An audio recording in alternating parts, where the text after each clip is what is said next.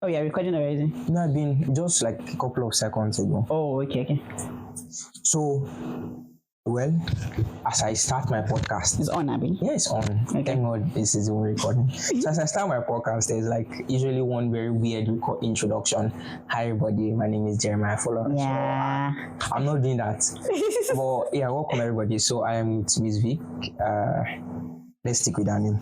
I'm with Miss Vic, let's say founder, the owner of Road Trip, in case you heard Road Trip somewhere, or Road Trip community, and we're here having a conversation that is, I'm sure will be pretty interesting. So don't let me bore you with so much stories. Let me just wait for her to do our introduction. Okay, thank you.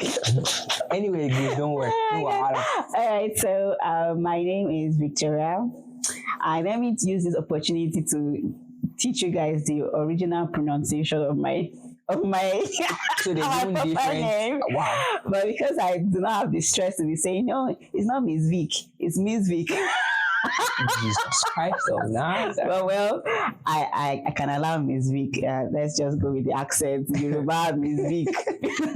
But anyway, okay. So you can call me Miss Vic, or you can call me Miss Vic, or just call me Victoria. That's fine. And yes, just like Jeremiah said, I am the founder of Road Trip Community. And what else do you want me to say? I don't know. That you want to do giveaway maybe? No, I don't think giveaway today. Well, currently at this stage of my life that I am in, I am excited about it because of the things I am building and the people I'm building it with. I'm also excited about the relationships that have kind of emerged over the past moments of my life. So yes. I'm currently also at a point in my career where I feel like things are beginning to make sense. So yeah, I think that is that about the introduction. Okay, thank you very much. I want to first start by saying that I admire your work ethic. I admire you as a person. I've said it before. Yeah. I won't say it again. Right? I look at what you do and I'm like, this is what I want to do. But I don't know how to start. It's all in my head that I just say it's possible. But then seeing someone do it just shows that Jeremiah, it's possible, right? And I admire like every single thing that you do for yourself, for Road Trip, and for your friends. Yeah. I think it's something to look onto and try to learn from. Jeremiah wants me to start crying. If you do. Okay, I didn't call, man. Well, it's fine. Okay, yeah. So in case if you're listening, this is a physical recording. It's physical in the sense that I'm somewhere, take it like that. Okay, so so we're recording physically. This is like the second physical recording that I've had.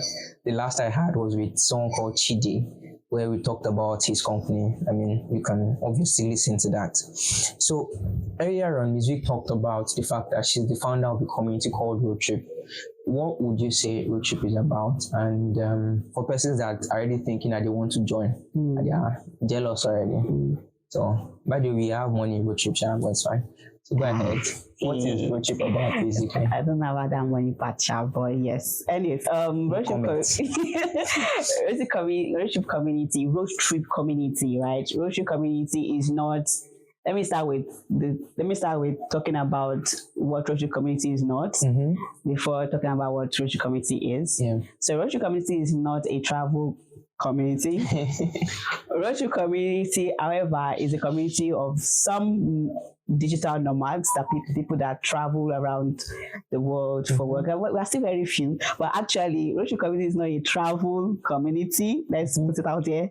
But Road Trip community is actually an online tech community of creatives from Nigeria and diaspora that have come together or are coming together to support one another in building a career in the design and tech space. So what this really is about is people that don't know each other, people that are practically strangers, and then crossing paths in this journey of building a career, whether it's in tech, whether it's in design, whether it's in digital marketing, whether it's in whatever walks of life that you're in, as it pertains to the tech profession as a whole, or design or creative profession as a whole.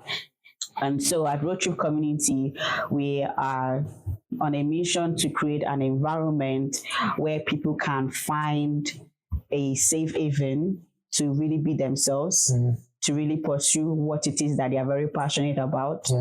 And to also have that support from people that they kind of have like minds with. Now, the reason why the emphasis is on like minds is because we on ourselves, we are not an island. Right? We really do better in groups. True. I agree. I mean, two we chase 1,000, but sorry, one we chase 1,000, but two we put 10,000 to flight. So, and that is really like the hindsight, or the concept, or the mindset behind the togetherness in Road Trip Community, where we're not just any other community. I mean, kudos to communities that are out there that are doing what they do. I mean, I'm also a part of other amazing communities. But I would say one thing that sets Road Trip Community apart is that intentionality when it comes to the togetherness, the bond, the intentionality when it comes to really helping others find a partner in your journey. And that you know that whatever path you are on, whatever process you are on, you are not alone. And then the focal point at the end of the day is really that your career journey, right? It can be every other thing, like your personal growth, your personal development, every other thing it is that you probably have interest in. But the meeting point is that we want to see you grow and succeed in your career, right? So we're doing everything that is important. We're trying to bring everything that is also important to that your journey, even with your mental health, with your exposure to emotional intelligence, financial intelligence, exposure to things around personal development, bringing resources together, bringing conversations around these aspects of life. Because one thing about being a creative is that it's not really about your career alone. There are so many factors that affect how well you do on that journey. And so Road Trip Community is really about that encompassing environment, bringing all of that together and providing that support to individual members in the community. So obviously she spent a lot of time like introducing Road Trip, but one word sums it up: amazing community. I am privileged to be a part of it. I joined it. I don't want to say when I joined it, but I always ask myself why I joined it late. Because it came in here and I'd been talking about it for a while, and I had always seen his status. He used to do yearly review of his WhatsApp. So I think it was in 2022 or 2021 where he said Road Trip was his best community, best WhatsApp group ever. By the way, came in is a mutual friend. If you shared languages of sin, you would know him. Osha one guy. So thank you for sharing this week. If I were to look back at what you shared, obviously would highlight that there have obviously been success stories, right? There have been things that, you've looked at and you're like, we achieved this, we achieved that. Would you want to share? Okay, so I would think I would start with the first time we started recording people landing jobs. That was the best highlight of 2021. Are you serious? 2021 into 2022. Literally, I had the ESCOs recording, every week. I don't know if I've gotten jobs. Are you serious? Wow. And really, it was a pointer to the fact that we're doing something right.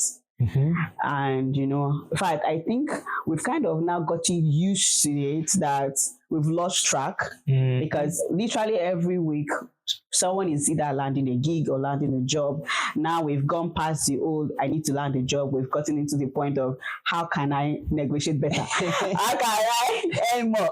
How can I, Yeah. So initially when we started out, it was all about, see, let's land job, let's try and, find our footing. And so that, I would always go back to that first phase, success phase in Rotary community, that it's important because our mission statement is that we aim to build a community where at least 50% of our members earn certain amount every month. You won't say that. No, say it. I will not say it right now. Don't say the amount. Let's keep it a secret. Certain amount every month. And so it was almost looking like a mountain that we cannot surmount. Like, when I had this goal, this goal that I said to you, it's a very big goal. But the moment we are able to enter that success phase of people literally landing jobs, and then we could record that within 6 months of joining Road Trip, within 3 to 6 months of joining Road Trip, depending on your pace, right? Depending on also your commitment level, but also depending on your access to certain privileges. Yes. Within the space of 3 to 6 months, you will land a job if you haven't gotten a job while joining Road Trip. So we saw that pattern and we're like, oh my God, okay, we are doing something right. I think at some point in the year 2022, we kind of made it our selling point for people that want to join Road Trip. You join Road Trip, and in the space of 3 months, you get a job. But anyways, we're taking that out now because everybody gets life changes. Everybody gets that kind of. So anyway, so that's our first success phase. Then now, we are now at a point where people that are joining the community as beginners are joining a pool of resources. When I say resources, I'm not talking about articles. People that are willing to take you up and show you the ropes quickly. Like, so we are not cajoling people to now start mentoring others, start coaching others. Or I think that accountability partnership structure that we had from the get-go has really been a huge success story in the community. Like, as in without telling, without even like sending reminders, the moment we announce your accountability partner, give everybody 6 months. There are people that still come back and say, oh, things didn't work out between us. Okay, maybe goals changed, maybe commitment changed, and that happens, right? But we've also seen how my AP is this, my AP is doing well now because of me. I depress my AP neck, God, succeed. Exactly. Those kind of like that. There's a community that everybody is on your neck. They are driving you to succeed. You are waking up, you are sleeping. There are over 400 people somewhere that if you make a mistake and say, this is what I want to achieve this week, and you mistakenly drop it in the group chat, I will tell you, at least 5 people will remind you before the end of that week that Alpha, you don't do this thing. That be like 10% of the number that will message you, actually. Exactly. Everybody will be on your case. So that is really where we were going, right? Apart from the money side of things, because things that communities are everywhere. Actually. But you see, communities that helps you to achieve your goal. Yes, that is really our biggest success story, and we are really looking to make that more and more a reality for every other person that's going to join us in the future. So I want to first say that I'm a testament, or let's say testimony. I'm a beneficiary of like the AP structure. Yeah, accountability partner. Yes, I want to mention his name. Take it like this. Well, I can't do this and talk about Road Trip without calling you. I think that Road Trip blessed me with one of like the best persons this year. In different ways, majorly because at the time in my career, I probably needed new energy. And it wasn't an energy that I could generate from the inside. It was an energy that someone literally had to pull me. One of the reasons why I joined Road Trip was because I didn't want to lead anything again. It felt like I had been leading and I had burnt myself out. The same story of my AP too. Wow. So I had burnt myself out. So I decided that, okay, I want to join a place where I'm being led, right? And I'm being given directions. So road trip, that's actually the reason why I was really into like every activity when I joined. I wanted to be led, and I wanted to, okay, I didn't want to dwell on my own energy, right? So, I mean, meeting Caveman obviously changed the direction. The past couple of months, we've talked, and sometimes when I do things and he hypes me, I'm like, but in my head, this thing, it doesn't want the hype. But he hypes me, and then I begin to see the reason why he's hyping me, right? Or why he's praising me for such things. And sometimes when he asks me for my opinion, he first tell me, don't, more or less like telling me I should not advise him, like I should not encourage him.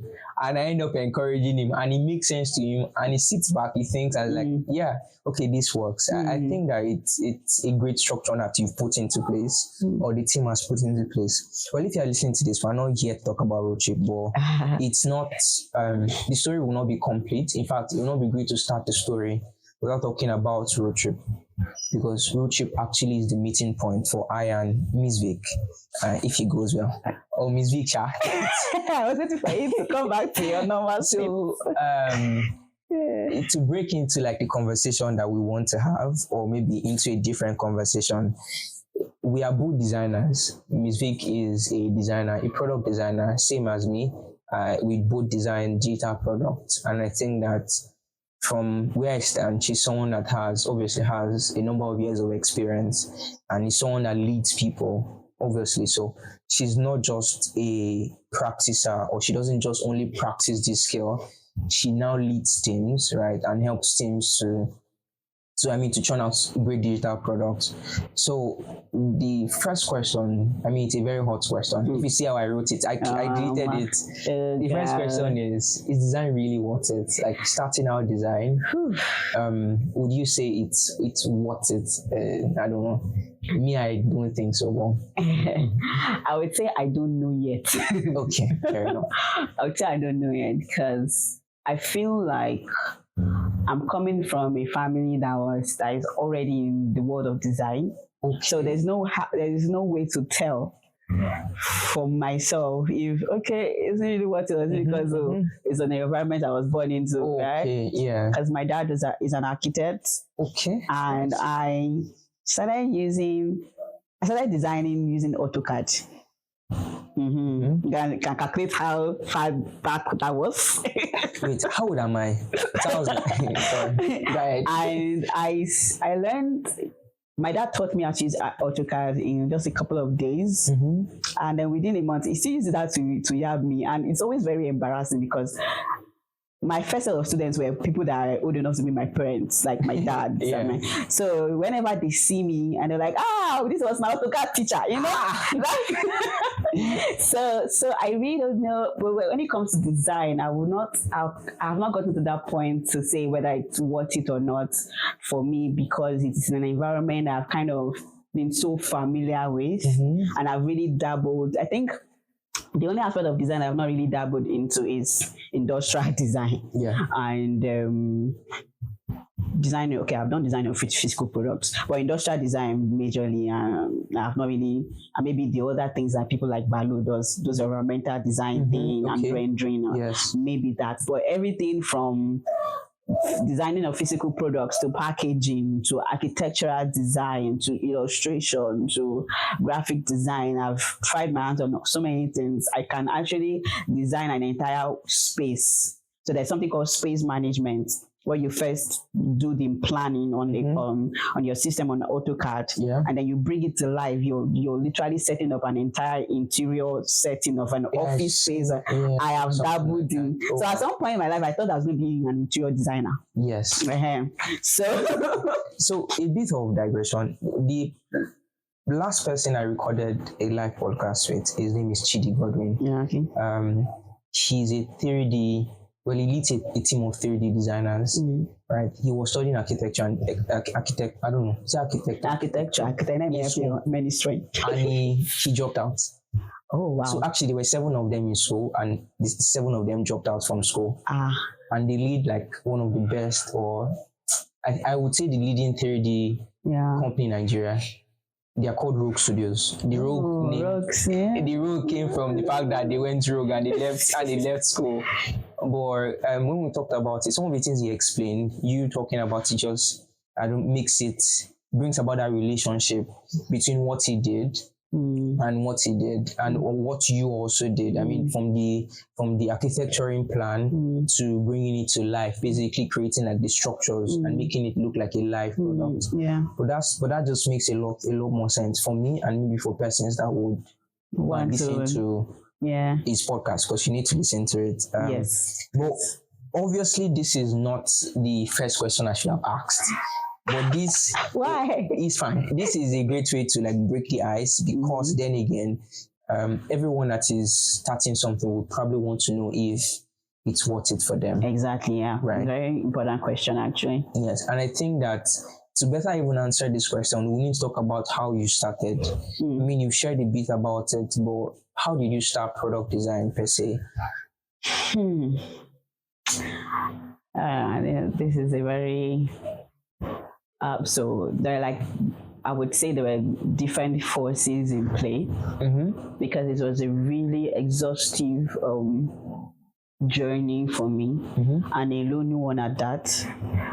A lot of people used to be surprised when I say my career journey into tech was lonely, especially when they get to learn that my brothers are in tech and they were in tech before me, right? Yeah. So, but to be honest, it really was a lonely one. I studied estate management, and then the hopes were so high, right, that I would land an estate management job. Yes. So, and then I have to get my license, I have to get my seal, I have to write exam exam, I have to sit for naives and all of those many things.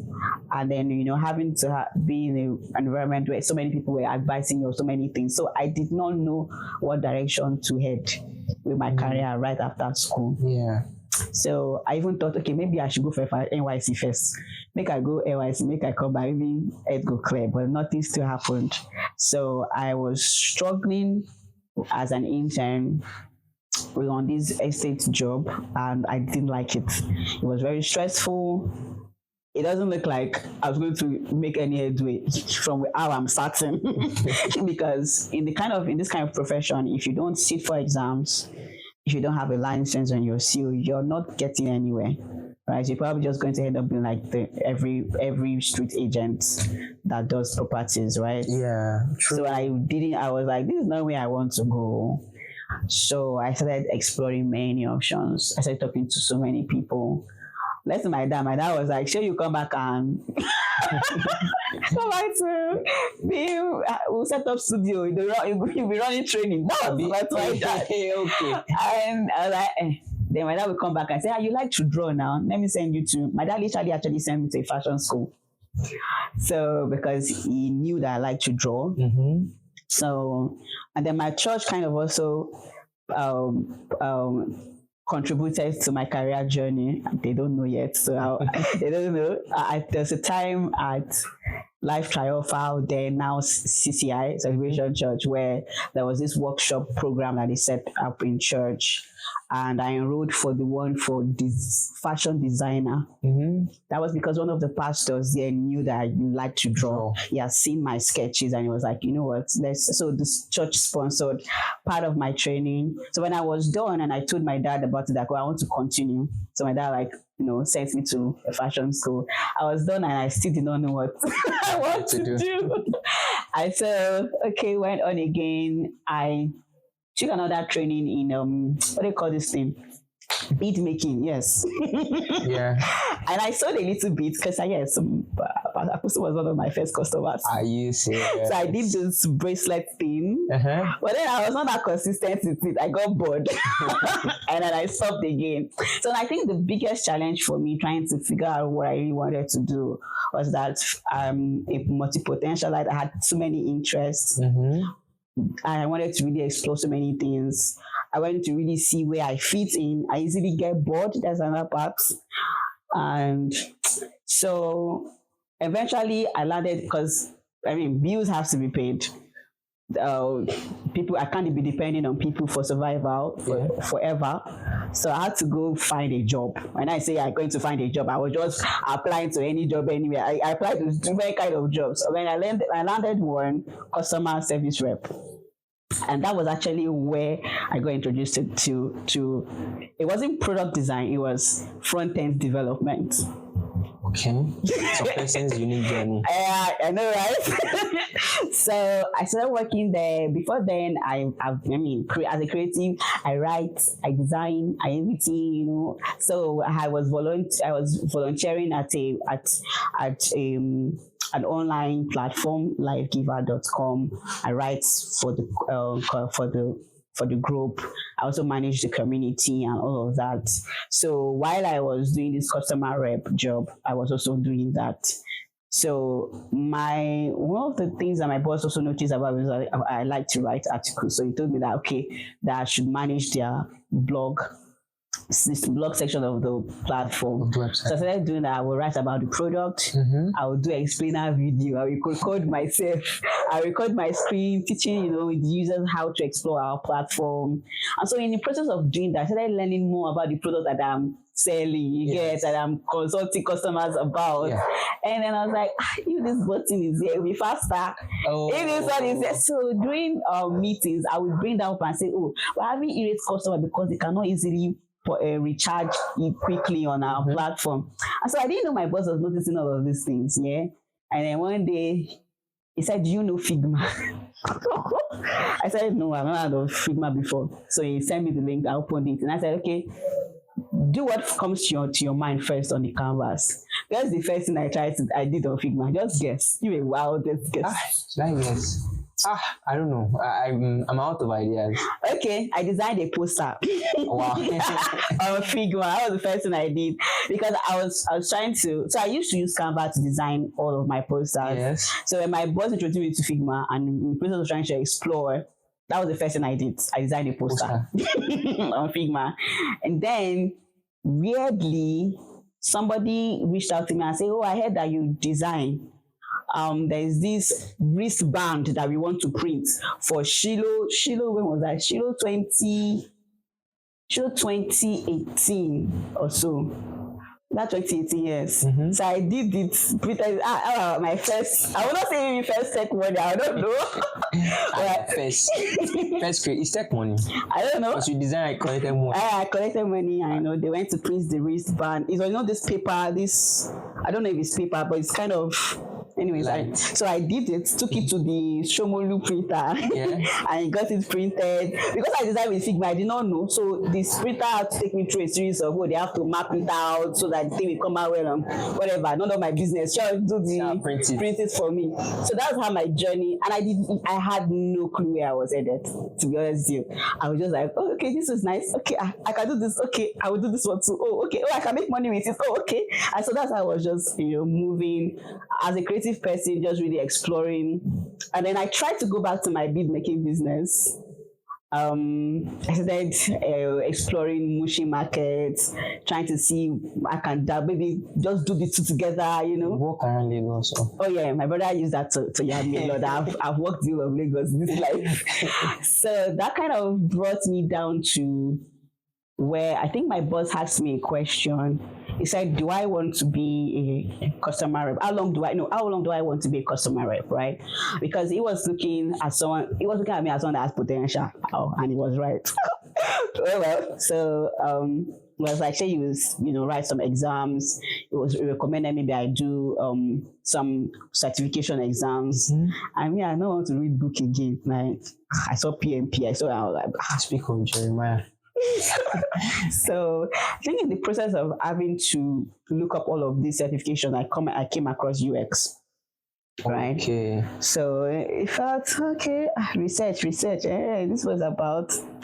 So I then went back to work and then asked my boss. So my boss was to employ some interns.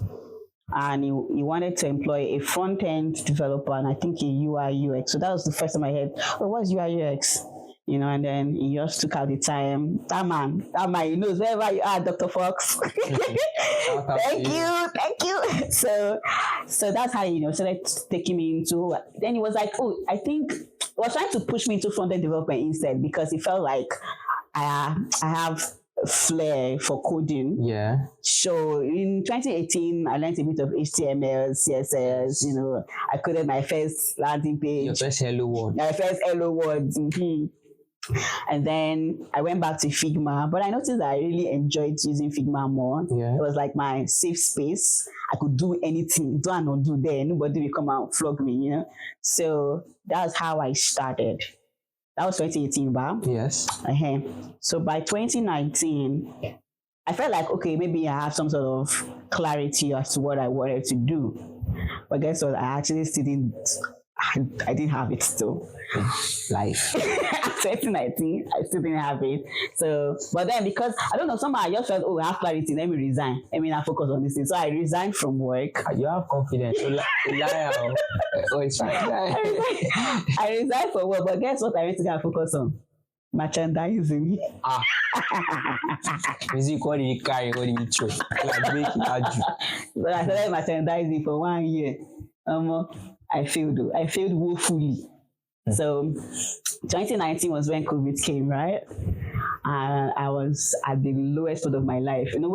When you failed so badly that you don't even have confidence in yourself anymore. Like you don't. It's not like you don't even have a goal. You don't even have. There's nothing to write home about. Yeah. So I was really at my lowest. And I just kind of shut out from everything and everyone. And the only thing I was doing was just doing some small buying and selling because money still had to be made, right? So I had some skincare stuff at the side. I was like, okay, let me just do this by the side. I was no more interested in pursuing anything because of the way the merchandising, I had a loss. I actually sustained losses. So the item gone ended up becoming household items because I couldn't really get it out of the way anymore. So yeah, that was a big blow for me because I started big. I did the branding, everything, merchandising. Oh yeah, let's go. But it failed. So lockdown came, and then by 2020, I had a conversation with someone, and this person. It's weird how I came to know the person because it was just very random. And then he was always complaining. Then I think I still was, no, it was still in 2019 before I resigned, where he talked about, I think you have flair for research. Like you're someone that's very intuitive. It was really breaking down the things I can do, my strengths, and skills I can transfer to the profession is recommending for me. It wasn't making sense to me. At that point, I kind of like, I don't care. Like, I don't want to do it again. Yes. So, but by 2020, I went back to those conversations. Like, I just started reliving those conversations during the lockdown, and I started exploring again. In 2020, oh, by the way, I forgot to add that when I kind of shut down everything, one job actually came. The job was to come and to design packaging of a product. So reluctantly, I took the job. Okay, let me just have something doing along with this other buying and selling I'm doing. And so that kind of brought me back to remember that, I actually do like with designing. And so I started remembering these my friends' conversations. Yes. And I went online, started reading about. So that lockdown period for me was a retreat period for me where I was like, you know what? Okay, you have done everything you think you can. Let's bring everything together and just really know what exactly you need to do, how you want to go on from here. So that's how I really officially started my journey into design. While you were sharing, I started to remain like, let me not use the word. I don't know the meaning. I don't know how to use it. Reminisce. I started to think back at my own journey, right? Yeah. And one thing stuck for me. Our journeys are unique, and people, like how people start something is different. And our life approaches obviously will never be the same. Yeah. I didn't start design like you. I found design in secondary school, where I had a teacher just teach us Corel Draw. Oh. I mean, because I felt I know computer, I not really send the man. Like I wasn't so into the class, but I knew I liked the whole courage of conversation. So later on, I had the opportunity to go back and learn and practice. My friends always looked at me like someone that will be the best person in computer in the world. Well, I'm not there yet. I'm getting there. Really?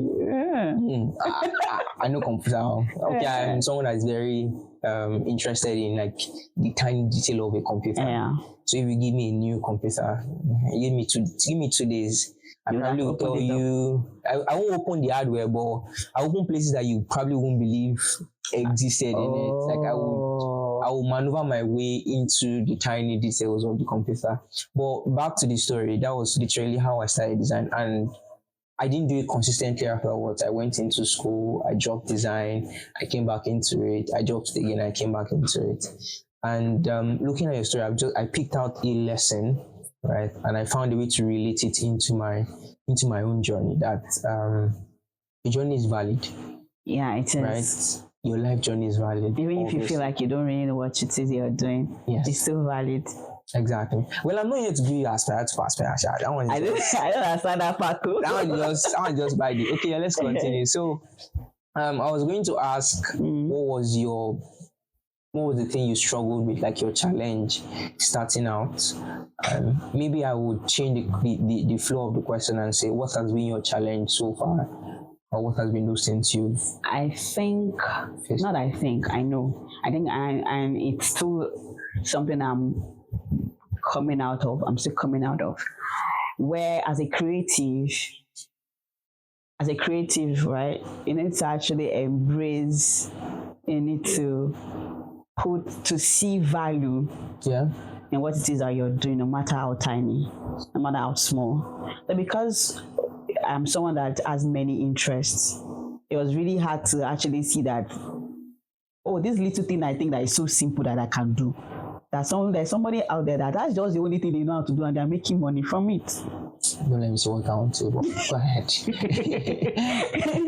So that really has been my struggle place, right?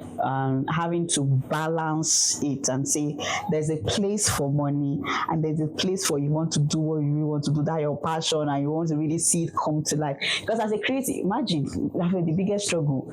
You are a creative person, you're not a perfectionist. It is. You can see where I'm coming from. That's why I said I don't see what I want to say. Okay, let me just say. So a friend of mine said something. If I this same chidi guy, he said you should know that there is someone out there that is not as good as you are in what you're doing, but is doing it as if, in fact, that person does not know it, but is doing it as if he's the best at it, and is making a lot of money from it. And when you think about it, I just look around, I just check Twitter, just small story, I go into Twitter and I see somebody that is doing design, and I know this person, too savvy. But from the outlook, you can tell that this person is getting it big from design. So it just makes more sense that if you are a perfectionist, if you are someone that is always striving, but it's good to strive for the best, no doubt. No doubt. No, it's good to have those skills or attributes that, I have high for detail, or this can't go until it's perfect. Yes, there's a place for that, right? Especially when maybe the impact of that thing is going to be really huge. If there is a tiny mistake in that thing that you're doing, for example, like the space design, if there is a mistake with the way the movement is done, it's going to cause hazard in terms of safety of people, right, that are going to be coming, because it's an office space, a lot of movement will be happening. So you want to be able to ensure that every single thing, every detail is attended to, so you can't pass that design onto your artisans until you overlook at everything again. But yeah, there's a place and time for that. But however, there's also a place and time for where you see that those things that you do that you think is seemingly unimportant, they actually do have value, even including your time. The time you spend in detailing what it is that you are seeing that isn't perfect is money too. right? It's actually something that should attribute to your pockets in terms of, okay, I am gaining financially for my perfectionism. I am gaining financially for me having eye for details. I am gaining financially for me being very critical about solving problems in a more suitable way, in a more relevant way to the target audience, right? But you assuming that because you these things come easy to you, it comes easy to everybody else is actually the biggest flaw any creative would have, and is actually for me my biggest struggle. I always have to live in that moment that no, don't overlook this thing. You get like don't overlook this thing. It doesn't come easy to some persons, so do not take it lightly. Yes. And place value on it. Yeah. Even the perfectionism mindset. So some days ago, I had a conversation with someone, and I just showed the person a project I was working on, and as I was presenting it to the person, I was really saying, this thing is nonsense. On the call, I told the person, wait, and I was making corrections. Then she asked me, why are you correcting it? I said, I just told her my design taste is not small, and I feel that it is not good enough. Then she said, no, it's not as if it is not good enough. It is because of your perfectionism or your perfectionist mindset.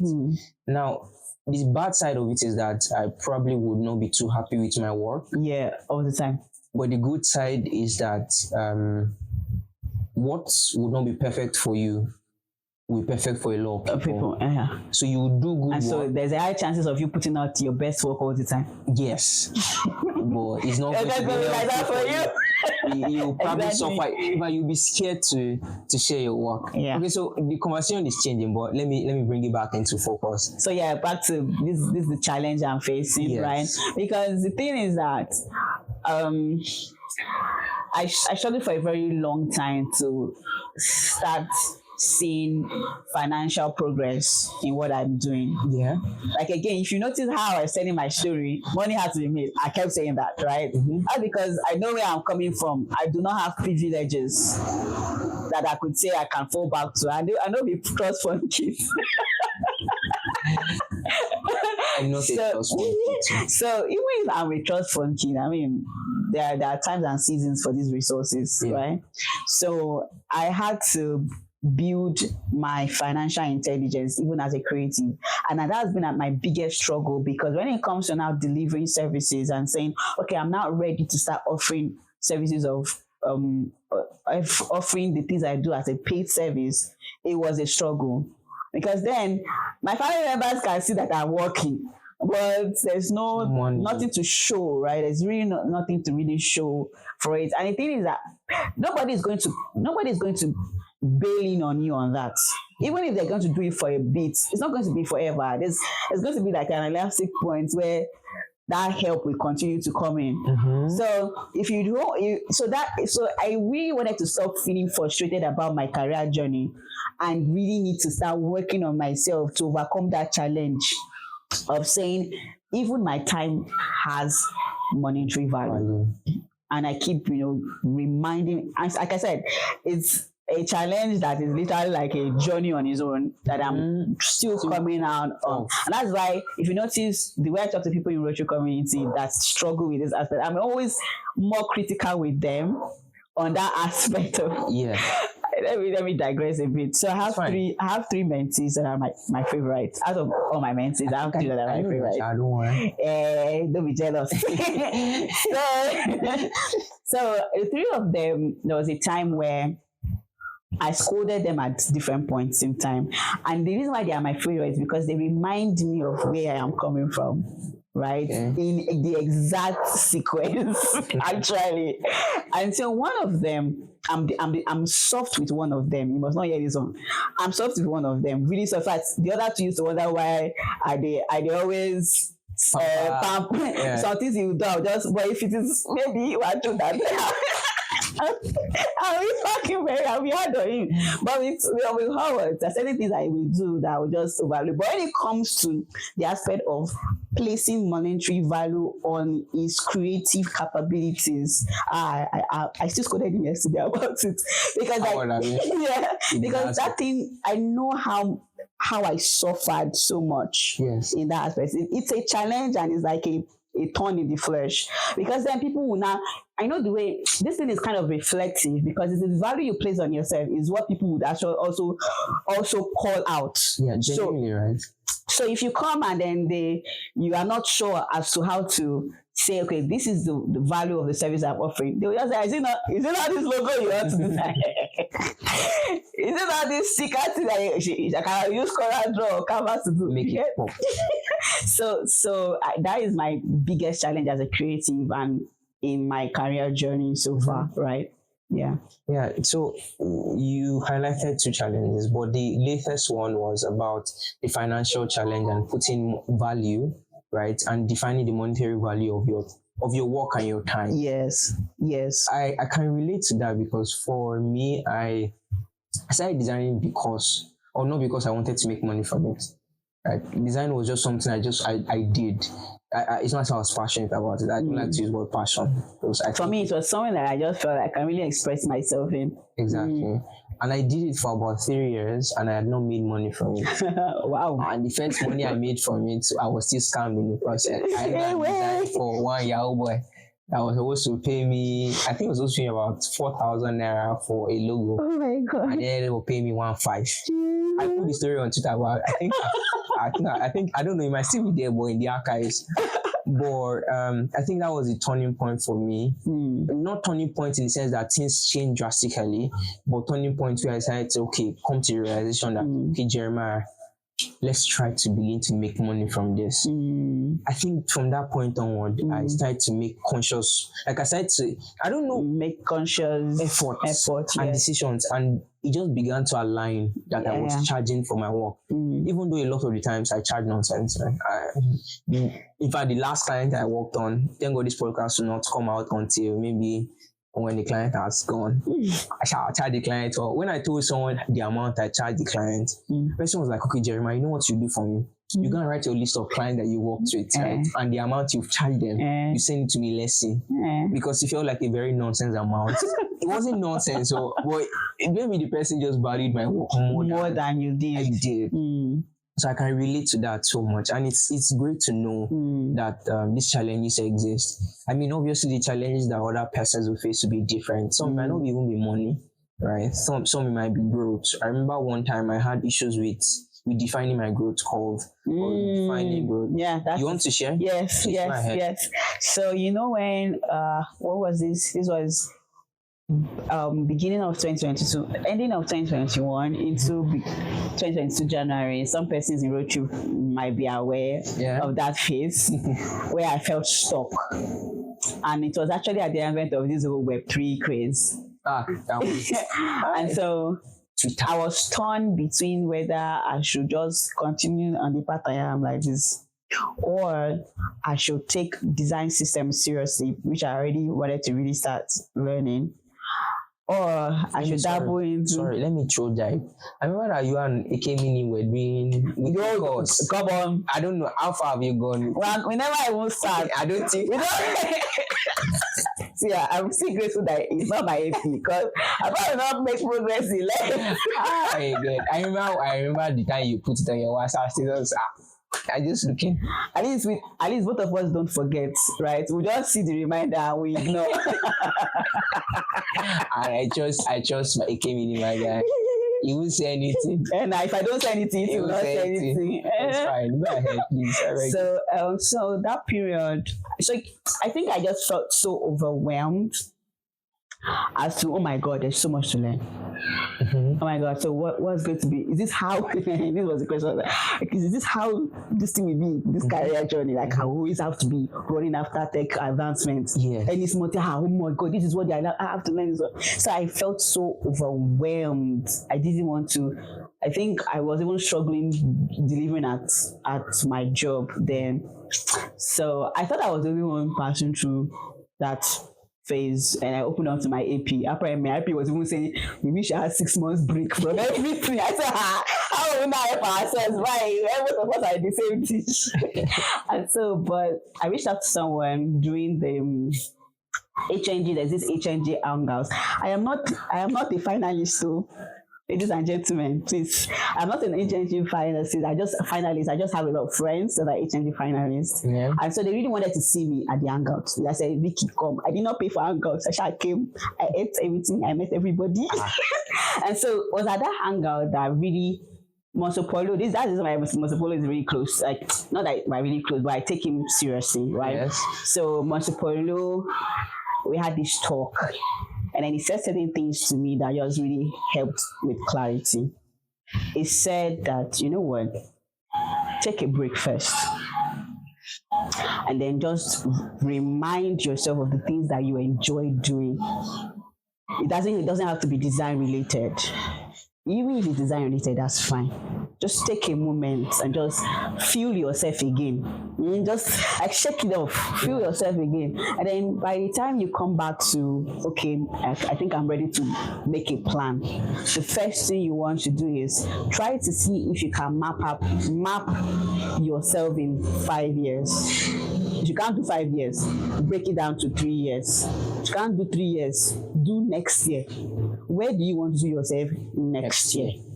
So I could not do 5 years. I could not do 3 years. So I did next year. And since that period, in fact, this December, I'm going to do my next year. So, and that has really been helping me. I don't want to go too slow. I don't want to go too fast. I know my pace. So that period, that statement he made helped me to like build some sort of awareness about, okay, this is my pace. Forget about the noise. Forget about, oh my God, this we're 5 now. True. Forget about all this noise and focus on, okay, this is your pace. And when I say pace, I'm not saying in terms of like that's a decimal. I'm saying pace in terms of, this is my reality. Yeah. These are my obstacles of the options that I have. These are the privileges I have access to. This is my will or way forward. Yeah.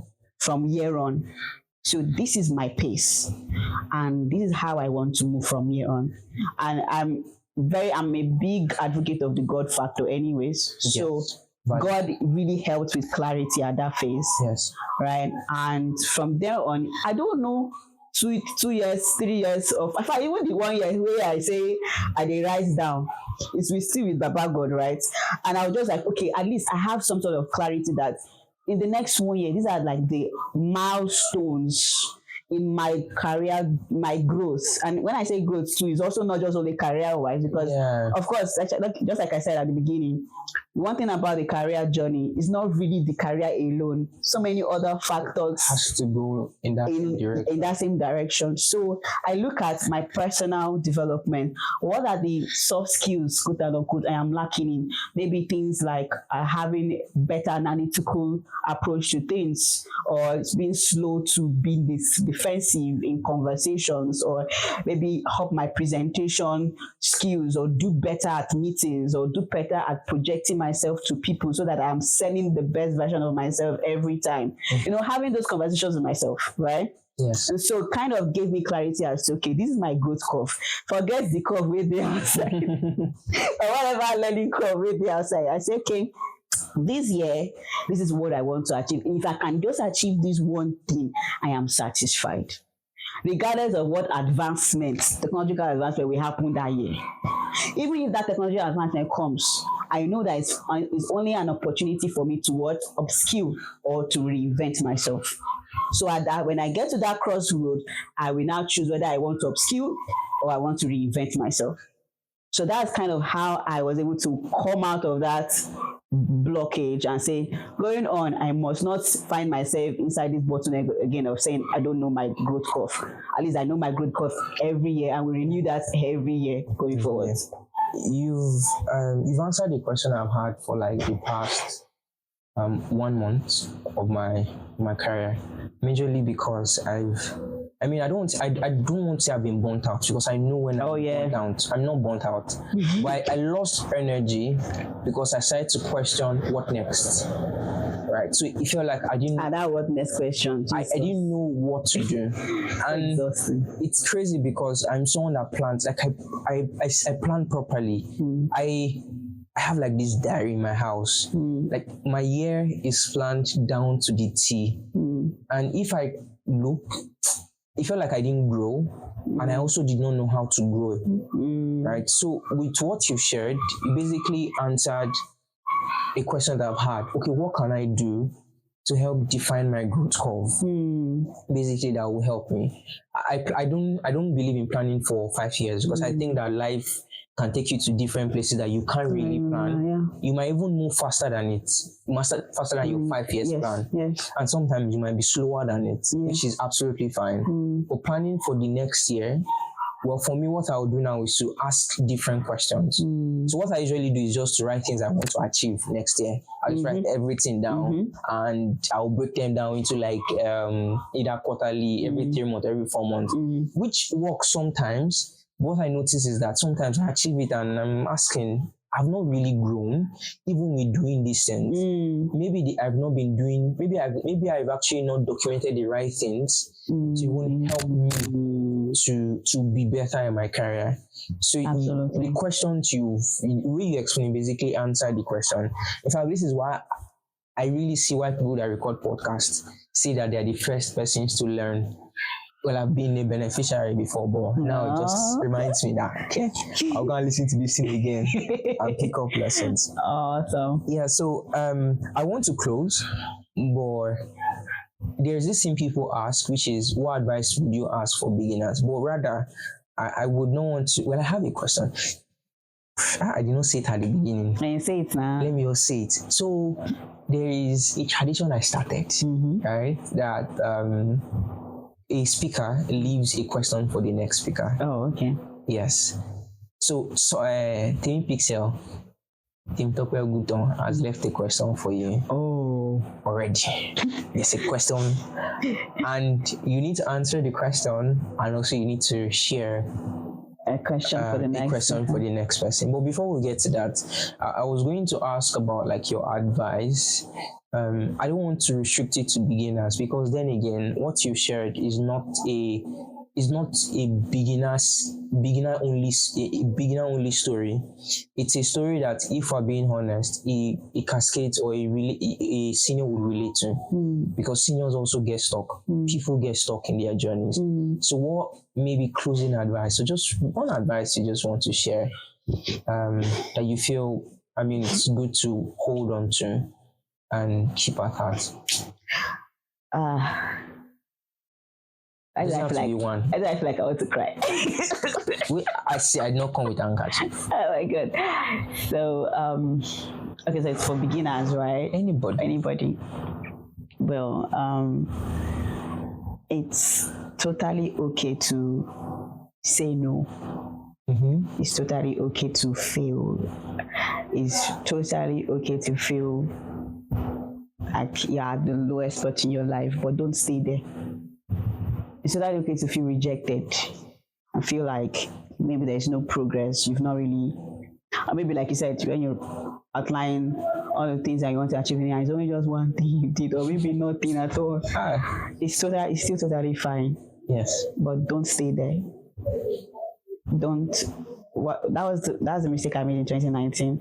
So it feels like 2019, 2020, I can't even remember what happened those years because I stayed there, and I wish I didn't. Maybe I probably have tried to do something about it. I don't know. But don't, because when you stay there, this is what happens. The people that are your support system will feel the effects of you giving up on yourself. So you staying at your bottom, it's not really about yourself alone. True. Because whether you like it or not, you really do have support system, even if just one person, even just two persons, and they're really trying their best to root for you in their capacity. So if you give up on yourself, you are telling others that are believing in you that they made a mistake.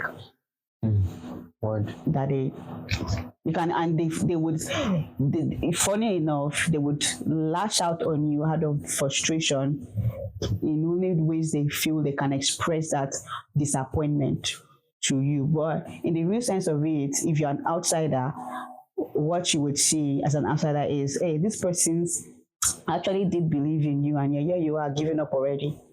And they are frustrated because they've put in so much into seeing you get back on your feet, and you're not standing, you're not getting back on your feet.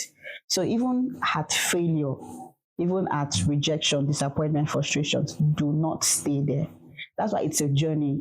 A journey means that there is no stopping. It's continuous. It's whether there are turns or there are potholes, you are not stopping. Even if you run into a dish, you are trying to jumpstart whatever vehicle you are in to roll out of that dish. You're not staying there, you're not pitching your tent there in the pothole. Nobody pitch tents when they enter pothole now. Yeah. So that's my advice. Well, thank God you said, you mentioned the God factor. God works in miraculous ways.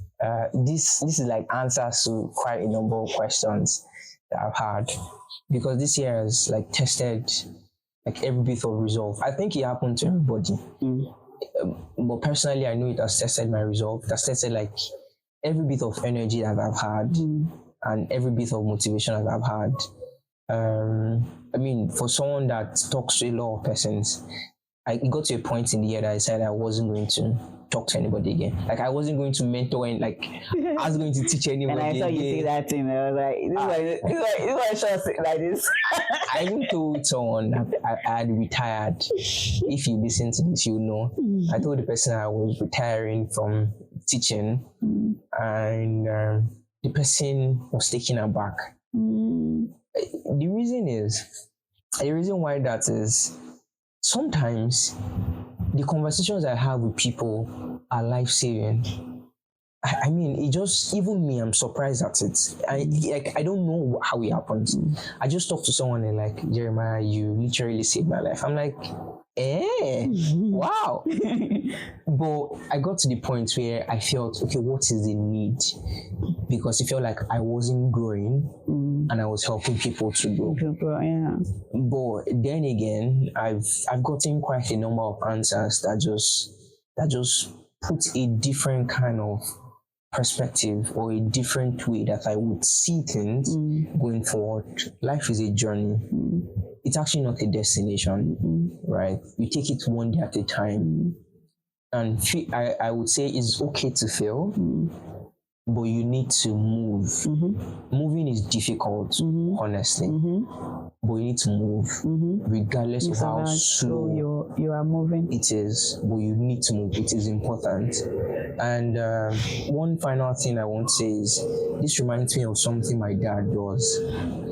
I had like a conversation with him a couple of like months ago. We had a decision to take in the family, and me being someone that became automatically realistic. I used to be very positive, but I now became realistic. I wasn't acting in the faith direction, and I was saying, we don't need to do this. We're not able to cope. And he said, well, this is what we've always done, whereby things look difficult, but we still move regardless and see where we are. I mean, it's a decision that has to do with someone, my kid sister at school. And when I sat down to think about it, it made sense. The decision, we've always moved. It could have been the slowest things we've done, or we could have been looking slow, but then we still made progress. And now like the accumulated progress seems like we've been running, right? We've been running before, and I'm like, oh wow, that's so nice to see. I mean, it's difficult, no doubt. It's very difficult, especially where we are now in the situation of things. If you are in Nigeria or wherever you are in the world, you know, it's actually, times are really hard. Agreed. I mean, and it's really, really difficult. The reason why I actually even brought in the factor of support system is because it's most difficult to be in a difficult situation and not have support system. But if you are in a very difficult situation and you have the privilege to even have just one person that supports you, it might really not be obvious. You might not even know. There are times that people don't even know they have a support system, right? And then because things are really coming down on you, and then you're like, I'm not even moving an inch anymore. And then sadly, these people that you did not know were there supporting you, they come lashing at you. Now, what happened? What maybe start reacting to, because when you give up, there's this demeanor that follows where you don't even care anymore. You're complacent about things around you. Whatever happens should happen, right? And so these people get to see that and then react in the same way. Hey, guess what? Those are your support system, because they are now feeling disappointed that, hey, we too, we are trying. We too now try for us to continue to they try, they go. Maybe they push everything, they go like that. Don't stay, right? Don't stay there. Yeah. So I looked at the time and I'm like, there's a meeting coming soon, so let me run.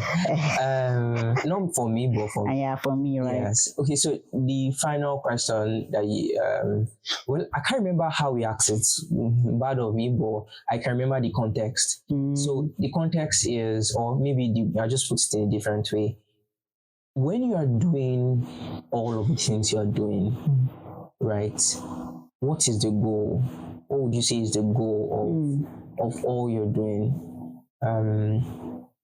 Is it the money? Is it the life impact? Team Tope or Oga Temi Pixel, please. I might not have asked the question the way it is, because the way you asked it is, he asked it in a condition where after the call or after the podcast, we still talked for like 20 minutes. Wow. I didn't push that part out, but we talked for like 20 minutes, and he was like, Jerry, like we literally aligned, because the question made us to think about why we are doing things that way too. But I hope I've asked it, so let's see what. This is a very touching question for me, because I've had that conversation with Temi Pixel too. Yeah. And is my one of my biggest cheerleader in this aspect. So let me start by saying that I'm very clear on the fact that I'm being called into the ministry of help. Wow. And so, help can take any form or shape or size or appearance. And so, regardless of whatever it is that I'm doing, whether it's with my career, whether it's with community building, yes, it's that ministry of help takes its form there. So behind my wanting to talk to people, behind my wanting to build a community that is all that it is that I've said, behind my career pursuits, it's because I want to help people. And when I say help people, for example, in my career pursuits, I'm doing it because I know that this thing I'm doing is going to help one person somewhere to do better at what they are doing, or to deliver better at what it is that, or even have a better world for themselves. Yes. And with my immediate team, I know that I am here to help them achieve whatever goal it is that they are pursuing. So that's why I've had this track record career-wise, where I leave a footprint, I leave an imprint on my past with my past team or past employers, and they always say this: Victoria, you come with a force that doesn't leave us for a long time. So that ministry of help is very clear. I have clarity on that aspect. I know that whatever it is that I'm doing, I'm not doing it for the sake of doing it. I'm doing it for that person or the persons or the worlds intertwined, involved in that goal, right? And so I am coming in to leave that lasting impact of helping. And so sometimes, even on my job description, I go the extra mile. Sometimes even with co-workers, I go that extra mile can seem very significant, but things like just checking up on the person, hope you didn't really have a stressful day, just being available for like maybe 5 minutes of the day to help you with your roadblock, that is really where the ministry comes in. Yeah, I deliver my work fine, but this is why I do what I do. This is why I'm passionate about what it is that I'm doing. I think the community building, it finds full expression in it, right? Actually, In that, and so yeah, all that I'm doing is really not about the making money. It's really not about, the money is very important, because to help people you need to fund it. normal. I think my AP was one that shouted. Music has money, by the way. It screamed. Just in I don't case. understand. But I just keep quiet. My AP screamed, was it 3 months ago when I said, I don't spend. So because the Ministry of Health, that's the reason why I'm so big about making money. I'm big on monetizing. How many other things? So that's really, because it's not really anyone that sees me and thinks that we talk about money a lot. Oh, you must. It's because we need money to do everything we want to do now. I agree. So so that Ministry of Health, that is, I have clarity on that. There's not to it. Yeah. Thank you very much. Yeah. So, what question would you want to leave for like the next? Don't overthink it. I don't know. Any question. I'm not going to. You don't ask for the person account number, because I think that you can ask him, because I probably will be the one that will. Why you always putting me in the spot? I don't understand. Okay, let's change it. So you can ask anything. Okay. And so, just a question. The person will surely respond. And in the next episode, I would get to you get the response. Okay. All right. So to the next. No, you know that it could be someone you know. So I'm just saying. You want to ask me this question? Oh my God. All right. But one question that comes to my mind though. I'm not going to say this because I think I've asked that question a lot. The question I wanted to initially ask was, okay, if you're not doing what you're currently doing, I want to ask that one. Let me ask something else. I actually think that's even what the AP say I ask for. Just go ahead. Don't worry. Just ask something else. So you want to go ask something? I'll go report it to you. I'll report to myself. Don't worry. Okay, so the question here is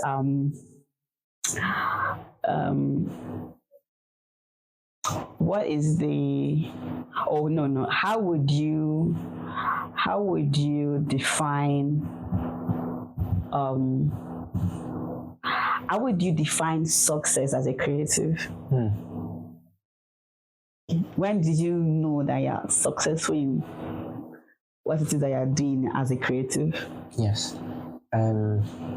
If I think about who I'll be recording the next podcast with, I think this question might just be the best question to ask him or her.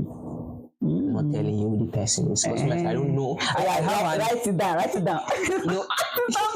So what I do is that I actually prepare for like the recording differently, but because of where we are, I forgot to record. That's my own bad part. But then again, I think you'll be, because I have like a list of persons that I'm probably going to talk to and get them to record an episode. I've talked to some, and this question is one that I would really want to ask them, and I believe it will bless people. Yeah. But thank you so Don't much. forget to. No, I won't. I promise I won't forget. What is success to you as a creative? Yes. Okay. Thank you so much, Uzwik. It's been great. No, really, I actually enjoyed myself too, and I also learned. It was like a moment of reflection for me. Yeah. Thank you so much. Hopefully to ginger me to finish writing my book. Wow. So there's a book. Yeah, I'm supposed to. My AP would break my head if I don't publish that book by January. But let's see how it goes. Anyway, I'm incredibly happy that you have people that are ready to push out the book when it comes out. Yeah. So that's really good. I think that tops it off. So we'll be looking forward to it. I will leave the job to AP to drag you. But just know that I will ask you later on about the book.